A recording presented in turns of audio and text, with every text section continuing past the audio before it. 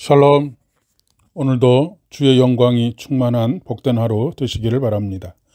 오늘 우리에게 주시는 하나님의 말씀은 마태복음 22장 23절로 33절의 말씀입니다. 부활이 없다 하는 사두개인들이 그날 예수께 와서 물어 이르되, 선생님이여, 모세가 일렀으되 사람이 만일 자식이 없이 죽으면 그 동생이 그 아내에게 장가들어 형을 위하여 상속자를 세울지니라 하였나이다. 우리 중에 7형제가 있었는데 마지가 장가들었다가 죽어 상속자가 없으므로 그 아내를 동생에게 물려주고 그 둘째와 셋째로 7째까지 그렇게 하다가 최후에 그 여자도 죽었나이다. 그런즉 그들이 다 그를 취하였으니 부활 때에 7 중에 누구의 아내가 되리이까? 예수께서 대답하여 이르시되, 너희가 성경도 하나님의 능력도 알지 못하는 고로 오해하였도다. 부활 때에는 장가도 아니가고 시집도 아니가고 하늘에 있는 천사들과 같으니라. 죽은 자의 부활을 논할진대 하나님이 너희에게 말씀하신 바 나는 아브라함의 하나님이요 이삭의 하나님이요 야곱의 하나님이로다 하신 것을 읽어보지 못하였느냐. 하나님은 죽은 자의 하나님이 아니요 살아있는 자의 하나님이시니라 하시니 무리가 듣고 그의 가르침에 놀라더라. 아멘. 보수적인 신앙을 강조하는 목회자나 교회일수록 죽어서 가는 천국에 대해서 강조하는 경향이 있습니다. 그런데 아이러니하게도 천국에 대한 강조를 할수록 현실의 삶에서의 축복에 대해 강조하는 또한 경향이 있습니다. 또한 천국에 대해서 강조하면 강조할수록 헌금에 대해서 강조합니다. 천국 곳간에 쌓아야 한다는 논리입니다. 물론 모든 보수적인 교회가 그렇다는 것이 아닙니다. 건강한 교회들도 참 많이 있습니다. 케이스 바이 케이스라고 할 수 있습니다. 그런 경향이 있다라고 하는 이야기입니다. 그러나 하나님께서는 이 땅에서 지극히 작은 자 한 사람에게 한 것이 곧 나에게 한 것이라고 말씀하십니다. 천국은 죽어서 가는 것이 아니라 이미 시작이 되었습니다. 예수님께서 이 땅에 오셔서 왕 중의 왕이 되심으로 이미 하나님 나라가 시작되었기 때문입니다. 사두개인들은 귀족 계급에 속하고 대제사장 및 예루살렘의 유력자들로 이루어져 있었습니다. 바리새인들과 대립적인 관계였고 바리새인들이 종교적인 데 반해 사두개인들은 정치적인 색채가 강했습니다. 보수적이고 현세적이며 세속적인 집단이라고 정의할 수 있겠습니다. 그들은 교리적으로 부활 자체를 부인했습니다.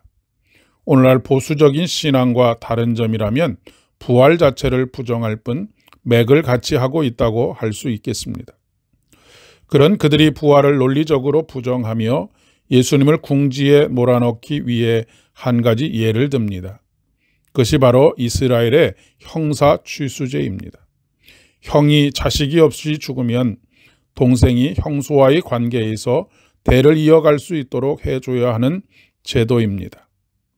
그런데 극단적으로 7명의 형제가 의무를 다했지만 한 사람도 후사를 생산하지 못하고 죽었고 그 후에 여자도 죽었는데 그 여자는 형제들 중에 누구의 아내가 되겠느냐는 질문입니다.